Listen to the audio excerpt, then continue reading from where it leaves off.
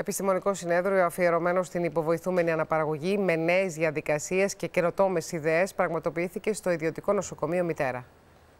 Ένα πρωτότυπο συνέδριο για την ανάδειξη καινοτομιών στον τομέα της υποβοηθούμενης αναπαραγωγής διοργάνωσαν η Μονάδα Υποβοηθούμενης Αναπαραγωγής, Υγεία, IVF, Εμβριογέννησης και το Hill Academy με τίτλο Let's Talk About IVF Conversation in a New Era. Είναι ένα συνέδριο καινοτόμο, πρωτοποριακό, το οποίο φέρνει επιστήμονες διακεκριμένους από όλο τον κόσμο να φέρουν τις απόψεις τους και τις γνώσεις τους στον ελληνικό ιατρικό τομέα. Μέσω αυτού του διαλόγου να φτάσουμε σε συμπεράσματα τα οποία θα προάξουν την επιστήμη, θα προάξουν τον τομέα της υποβοηθούμενης αναπαραγωγής. Μέσα από νέες διαδικασίες, η γνώση διαδέχεται με πιο φυσικό, ενδιαφέροντα και γόνιμο τρόπο. Η επιστημονική σκέψη περνάει από το ατομικό στο συλλογικό επίπεδο και γεννιούνται νέες ιδέες. Το επιστημονικό προσωπικό που απαρτίζει τη μονάδα έχει τέτοια δυναμική που την έχει καταστήσει αυτή τη στιγμή πρότυπο εκπαιδευτικό κέντρο πανευρωπαϊκά.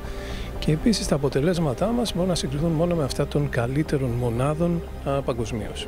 Η διοργάνωση του συνεδρίου άφησε ένα θετικό αποτύπωμα γνώσης και έμπνευσης σε όλους όσοι το παρακολούθησαν.